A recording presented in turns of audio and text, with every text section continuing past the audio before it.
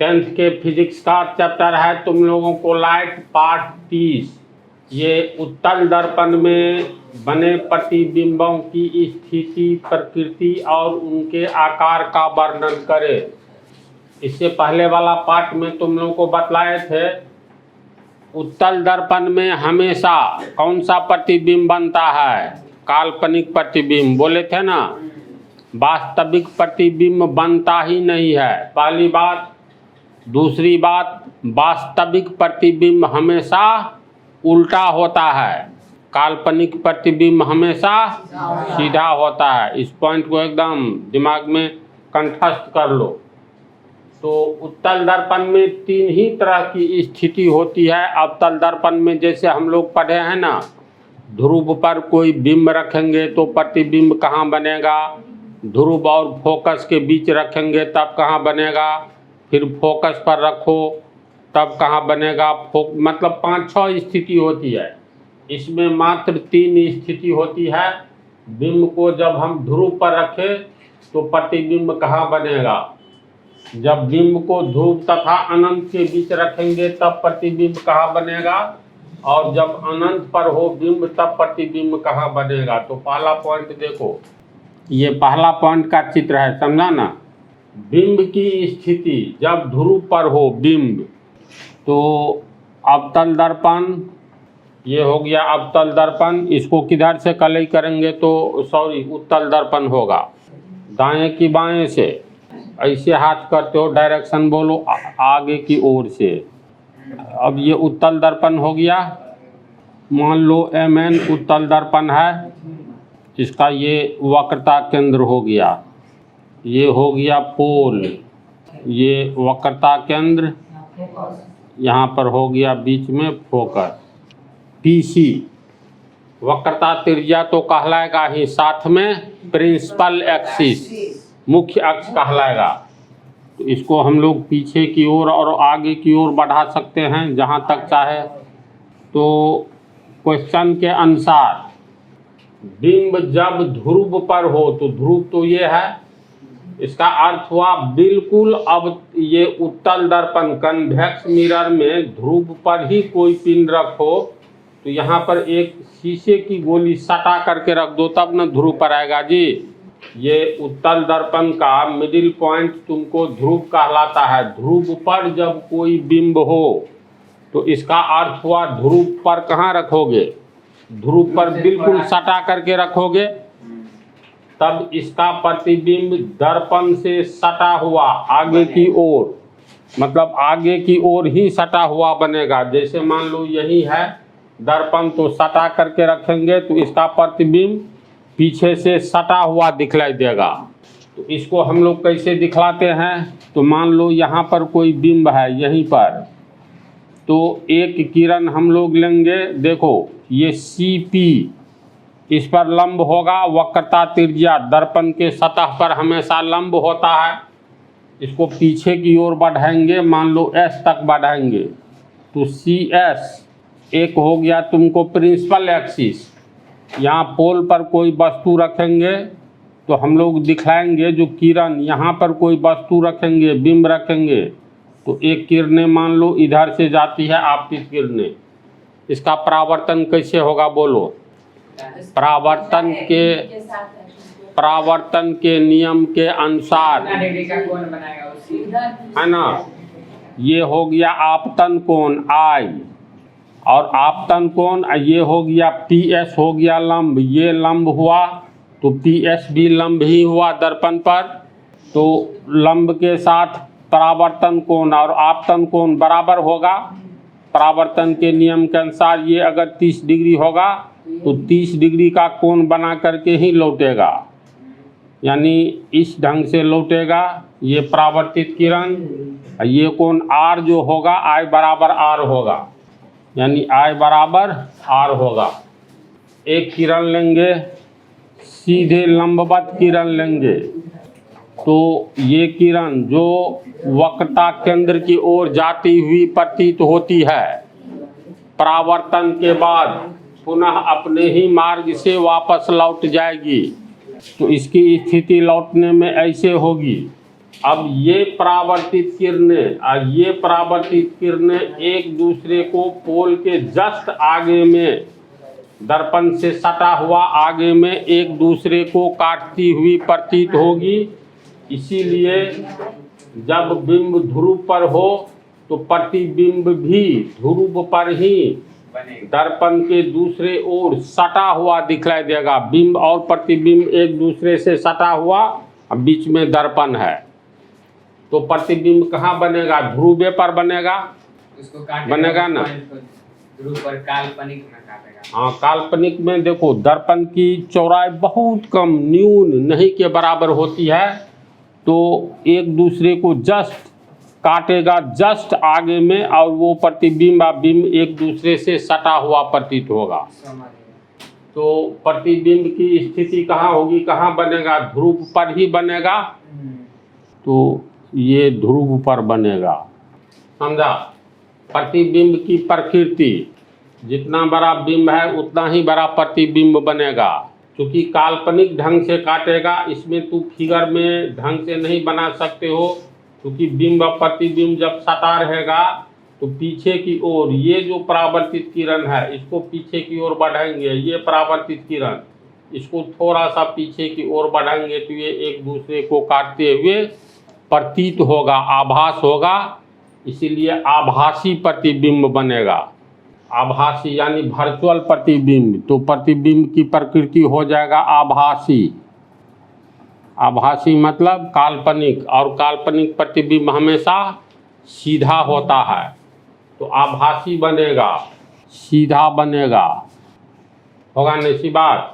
आकार में कैसा होगा? तो जितना बड़ा बिंब है उतना ही बड़ा प्रतिबिंब बनेगा, तो आकार में होगा तुमको बराबर। इसमें यही याद रखना है, जब बिंब उत्तल दर्पण में, कन्वेक्स मिरर में ध्रुव पर हो तो प्रतिबिंब की स्थिति ध्रुव पर यानी ध्रुव पर ही बनेगा। कैसा बनेगा? तो आभासी प्रतिबिंब, और आभासी प्रतिबिंब हमेशा सीधा होता है, तो सीधा बनेगा। आकार में कैसे होगा? तो बराबर होगा। तो चित्र पॉइंट 1 का ये चित्र है, चित्र भी बना लो इस टेबल में, इसको भरते हुए जाना है। चलो चित्र बनाओ। तो इसको दूसरी स्थिति देखो, इसको पिछले पार्ट में भी बतलाए थे। उत्तल दर्पण में जब बिंब ध्रुव तथा अनंत के बीच हो, तो ये तुमको उत्तल दर्पण पहले बनाएंगे, मिडिल पॉइंट ध्रुव होगा, ये ध्रुव हुआ। इसके बाद क्या करेंगे? वक्रता केंद्र खोजेंगे। तो याद रखना अनुमान से किस गोले का अंग है इसका, तो यहाँ पर होना चाहिए। अब इसको, ये हो गया वक्रता केंद्र, इसको मिलाएंगे। इसके बाद फोकस, दोनों का मध्य बिंदु फोकस। इसके बाद ये प्रिंसिपल एक्सिस को दोनों ओर बढ़ा दो, एक ओर से क्रम से सीखो कैसे कैसे कदम उठाना है। अब कह रहा है जब बिंब ध्रुव तथा अनंत के बीच हो, ध्रुव तो ये है, अनंत किधर से लेंगे? दाईं ओर की बाईं ओर। जैसे बिंब ध्रुव तथा अनंत के बीच है तो परावर्तक सतह के ओर ही न कोई बिंब रखेंगे, तो ये ध्रुव है और अनंत आगे की ओर बढ़ गया, तो अनंत और ध्रुव के बीच में कहीं भी रखेंगे। मान लेते हैं हम लोग यहाँ पर बिंब को रखे, तो इसका प्रतिबिंब कैसे बनाएंगे? तो ये पिछले पार्ट में बतलाए थे। मुख्य अक्ष के समानांतर एक किरण लेंगे न जी। तो मुख्य अक्ष ये है, इसके समानांतर किरण लेंगे, आपतित किरण। तो इसका परावर्तन कैसे होगा? चलो बोलो। क्या?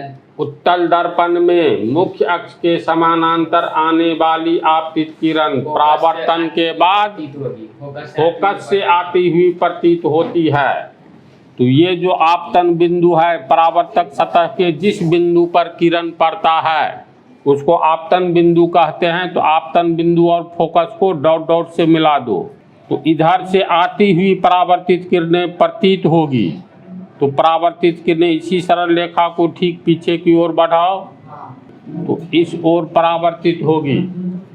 अब देखो तो उत्तल दर्पण में मुख्य अक्ष के समानांतर आने वाली किरणें परावर्तन के बाद फोकस से आती हुई लग रही है। यहाँ पर आंख रखोगे तो ये किरण लगेगा फोकस से आ रही है। ऐसे ही बनाएंगे। दूसरा किरण कहाँ से लेंगे तो शीर्ष से किस दिशा में दिखलाएंगे तो वक्रता केंद्र की दिशा में। तो पहले इसको थोड़ा ढंग से मिलाना है। तो बड़का पटरी रहना चाहिए एग्जाम में, नहीं तो प्रैक्टिस से एकदम इसको सीधे बी को सी से मिलाना है। तो इस ढंग से इसको पूरी रेखा से दिखलाना है। ये आपतित किरण है और इसको टूटी हुई रेखा से दिखलाना है। इस बिंदु पर परावर्तन होगा तो ये किस दिशा में परावर्तन होगा तो ध्यान से देखो। वक्रता केंद्र की ओर जाने वाली किरणें, वक्रता केंद्र की दिशा में जाने वाली आपतित किरणों का परावर्तन पुनः अपने ही मार्ग पर होता है, यानी ये इस ढंग से लौट जाएगा।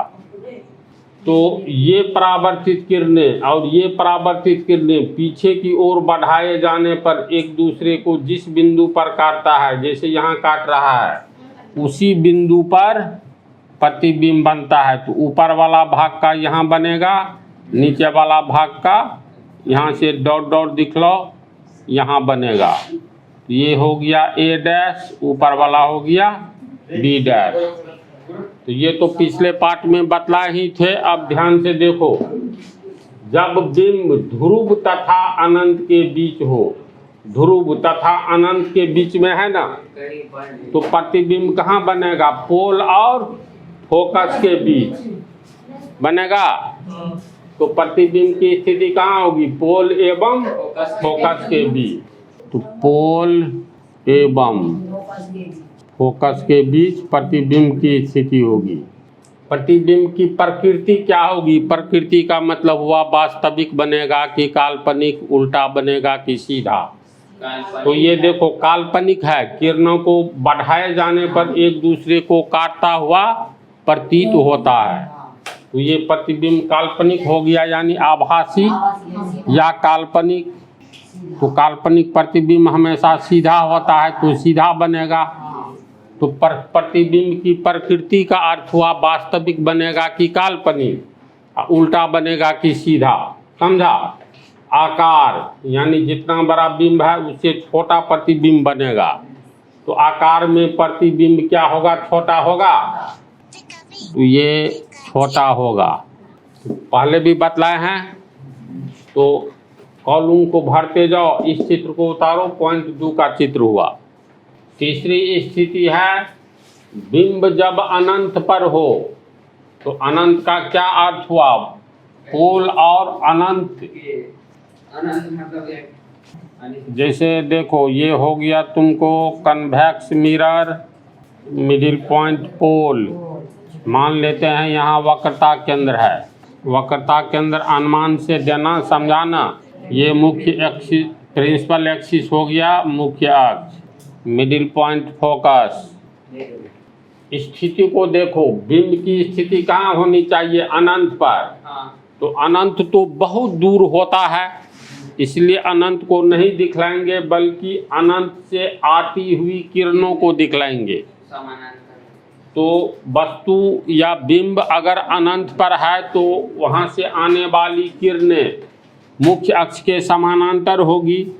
तो अनंत से ये किरणें जो आ रही है, आपतित किरणें, सब समानांतर किरणें आ रही हैं। तो मुख्य अक्ष के समानांतर, उत्तल दर्पण में मुख्य अक्ष के समानांतर आने वाली किरणें, बोलो कैसे परावर्तित होती है? फोकस से आती हुई प्रतीत होती है। तो इसको जैसे फोकस से मिलाएंगे, इसको भी फोकस से मिलाएंगे। चित्र तो लोग बना लोगे ना, जब बात को समझ जाओगे तो चित्र बनाना आसान है। तो ये किरण फोकस से आती हुई प्रतीत होगी, इसका अर्थ है ऐसे परावर्तित होगी। ये किरणें अनंत पर जब कोई बिंब रहेगा तो उसका प्रतिबिंब फोकस पर बनेगा। उत्तल दर्पण में कैसे? तो अनंत से आने वाली प्रत्येक किरणें फोकस मुख्य अक्ष के समानांतर होगी, जो परावर्तन के बाद, तो ये आने वाली किरणें, आपतित किरणें परावर्तन के बाद फोकस से आती हुई प्रतीत होगी, एक दूसरे को फोकस पर काटता हुआ प्रतीत होगा। इसलिए अनंत पर स्थित बिंब का प्रतिबिंब फोकस पर बनता है, बहुत ही छोटा बनता है, क्योंकि काटता हुआ प्रतीत होता है। तो जब ये प्रतीत होगा तो कौन सा प्रतिबिंब बनेगा? आभासी प्रतिबिंब। तो आभासी प्रतिबिंब बनता है। आभासी प्रतिबिंब या काल्पनिक प्रतिबिंब सीधा होता है। तो अनंत पर जब कोई पिंड हो, कोई बिंब हो फोकस उत्तल दर्पण में, तो प्रतिबिंब की स्थिति होगी फोकस पर। आभासी सीधा। प्रकृति क्या होगी? तो आभासी बनेगा, क्योंकि किरणों के काल्पनिक कटान से बनता है। आकार और आभासी प्रतिबिंब सीधा होता है, तो सीधा बनेगा। आकार पॉइंट के बराबर। आकार जो है, बिंब कितना भी बड़ा हो, प्रतिबिंब बहुत अत्यंत छोटा बनेगा। तो अत्यंत छोटा, समझ गया ना? इसमें मुख्य चीज ये है जिसका काम आएगा। फिर भी इस दोनों को याद रखो। तो इस तरह उत्तल और अवतल दर्पण, कन्वेक्स और कनकेव मिरर में प्रतिबिंब कहाँ बनेगा, कहाँ पर रखा जाए, तो ये टॉपिक तुम लोग का समाप्त हो गया। नेक्स्ट टॉपिक वेरी इंपॉर्टेंट है, बिंब की दूरी हम लोग कब धनात्मक मानते हैं, प्रतिबिंब की दूरी को कब धनात्मक माना जाता है। यानी अगले पार्ट में तुम लोग को बिंब और प्रतिबिंब को कहाँ रखेंगे, तो दूरी कहाँ से ली जाएगी, इन सबों के अध्ययन कराया जाएगा तुम लोग को। तो ये पार्ट समाप्त हो गया, रखो इसको।